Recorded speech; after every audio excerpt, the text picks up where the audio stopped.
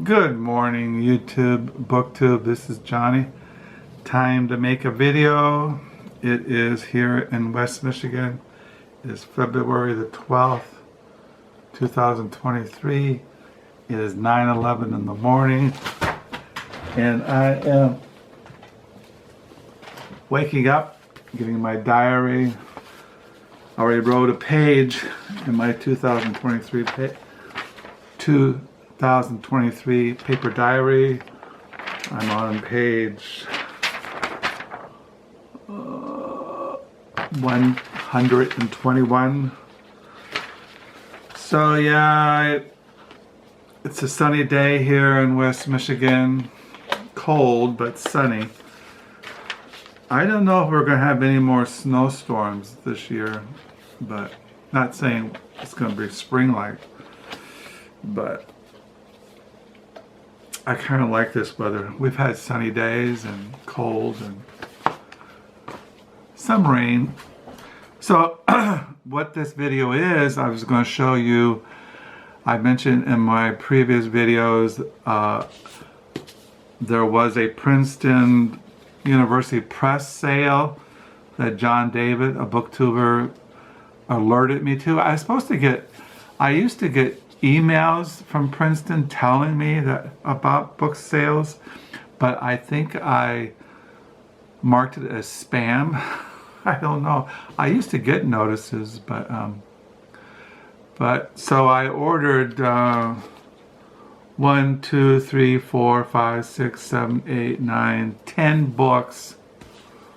I could have gotten more, but there is a limit because I have bought books from Amazon. I got some used books coming in from Amazon, and I have books on pre-order coming next month and into this month in February, and plus I get books from the Book Nook, the library used bookstore. I go to thrift stores, and so there's books always flowing into the house. and I'm sure there'll be another Princeton University Press Sale, or I did get an email from Chicago. I think it's the Chicago University Press, but I really like the Princeton University books. I buy a lot of them I have bought a lot of them over the years. So writing in my diary, I'm on page now 122. My wife left early to set up coffee before Sunday school at our church. And I'm waking up, drinking coffee, and thought I'd just show you the books that I ordered from. All of them, they came in last week. First I ordered 4, and then I was watching John David, and I thought, I'll go back and order some more. And so I ordered some more. Just 1, 2, 3, 4, 5, 6, 7, 8, 9, not 10 books. So, as far as what I've been reading, well, in the mornings, I was going to mention in the morning, my wife and I have been reading the Puritan classic, The Christian's Great Interest, by William Gentry. And then we read The Valley of Vision, a collection of Puritan prayers and devotions, edited by Arthur Bennett. And then we have a time of prayer. And of course, Valentine's Day is coming up this week. And I was talking to my wife the other night, and one of the books I got from the University Press was this book, John Calvin's Institutes of the Christian Religion, a biography by Bruce Gordon. Bruce Gordon has written a biography on Zwingli that just came out, and he also wrote a biography on John Calvin. And I have been reading this. I've read, I don't know how many pages, 43 pages. And I was reading this, and I was talking to my wife, and I said, we should read after The Christian's Great Interest for devotions, Calvin's Institutes. These are this is the Battles translation edited by John T. McNeil. And this is the definitive edition that when I was in Bible college and seminary, it was required to read in my theology classes. So I've had this. My wife was reminding me that when I was in Bible college, there was a sale at Calvin Seminary in Grand Rapids. And she said, we went to that sale to buy these. I had, when I was in California, I had a paperback edition of Calvin's Institutes. It was an early 19th century translation of Calvin's Institutes. But it wasn't, but when I was in Bible college, I was told that this was the definitive one that anybody who wanted to read Calvin's Institutes in English, that this was the edition. But the problem is that if we're going to read this for devotions, my wife needs a copy herself, and so I bought her a copy. I bought my wife for Valentine's Day a 2-volume edition of Calvin's Institutes of Christian Religion, and we're going to read these for devotions throughout the year, probably going into 2024. So that was my wife's Valentine's gift, is a 2-volume set of Calvin's Institutes of the Christian Religion. See, it says here,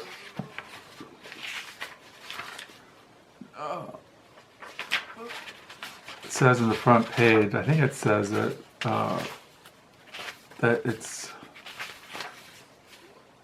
translated and indexed by Ford Lewis Battles, edited by John T. McNeil, published by Westminster Press. A good thing to have along with this is this analysis of the Institutes of a Christian Religion. John Calvin, Ford Lewis Battles wrote this. So this is a good thing to have. I have a huge John Calvin collection, and I have books on the Institutes, and so I just thought, so this is a good book too. I was reading this, and this is a good thing to read as an introduction to the Institutes, to read this. And as I told my wife, we're going to have a deep dive into John Calvin's Institutes of a Christian Religion, because I've told my wife over the years, John Calvin is very easy to read. He's very devotional. He's very biblical. I always tell my wife that when we read John Calvin's Institutes, this is what you hear all the time if you go to a conservative Reformed churches, because he sets forth what the Bible teaches about salvation by sovereign free grace. So one of the books I got was this one, as I just showed you, John Calvin's Institutes, a biography by Bruce Gordon. This is in a series called Lives of the Great Religious Books, and I showed you that I bought one just recently of Thomas Aquinas's, the Summa, a biography, and then I also had bought, I have Augustine's Confessions, a biography by Gary Wills, Thomas Aquinas, the Summa by Bernard McQuinn, and then there was one on, I wrote another one, there was another one on St. Teresa of Avila, her life, and this is the one this is another one I just got in the series, the Song of Songs, a biography on the Old Testament book, the Song of Solomon. This is by Eidinow Pardes. I really enjoy reading this. I recommend this series, Lives of Great Religious Books. So now here's the books officially I got from the University Press Sale. The Man of the Crowd, Edgar Allan and the City by Scott Peeples. I have an Edgar Allan Poe collection. He's always fascinated me as a 19th century American writer, journalist. I saw this book last year and they had it on sale, so I bought it. And then I've always been into George Orwell. This is Becoming George Orwell, Life and Letters, Legend and Legacy by John Rodden. I've been looking at this, reading lots of bits and pieces of it. I've been reading George Orwell since I was in high school back in the late 60s, and I've read biographies, I've read his diaries, 1984, Animal Farm, just goes on and on. He's one of my,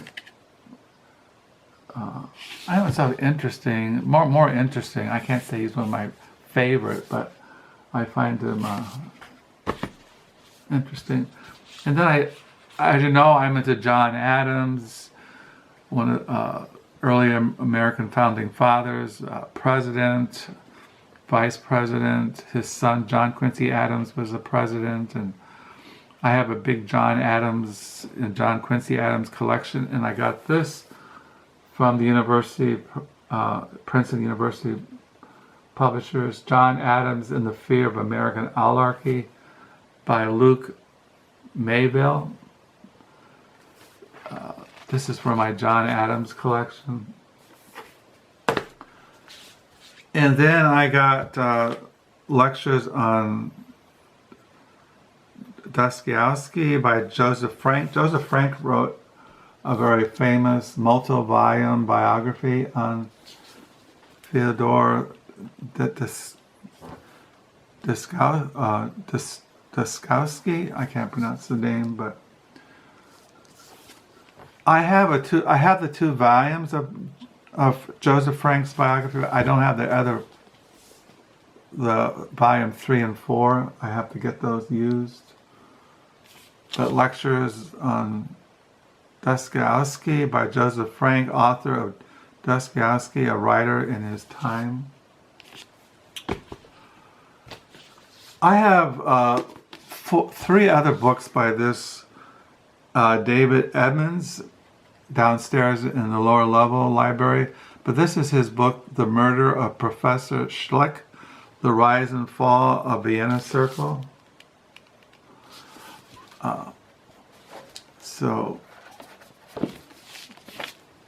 And then I have this is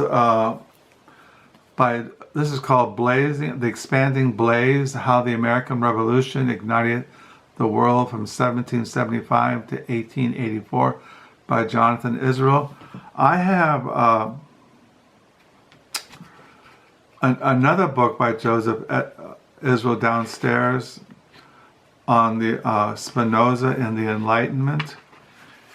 And this is his book, Expanding Blaze, How the American Revolution Ignited the World, 1775 to 1848 by Jonathan Israel.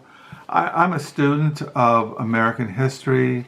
I'm always reading American history from the Founding Fathers, John Adams, George Washington, the American Revolution, Benjamin Franklin, Thomas Jefferson. It just goes on and on. I read a lot of American history of American Christianity. I read American literary history. I'm always reading American history from different perspectives, and so this really spiked my interest. So I really want to get into this. And then I picked up The Birth of Modern Belief, Faith, Judgment, and from the Middle Ages to the Enlightenment by Ethan H. Shagan.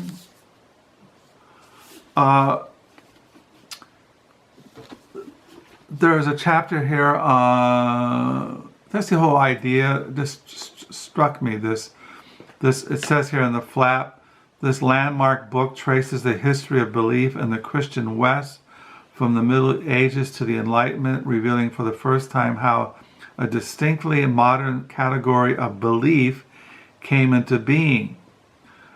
Shagan focuses not on what people believe, but which is the normal concern of Reformation history, but on the more fundamental question of what people took belief to be. So that really sparked my interest, and so I got this, The Birth of Modern Belief. And then I picked up a biography on Walter Kaufman, philosopher, humanist, and heretic, by Stanley Korngold.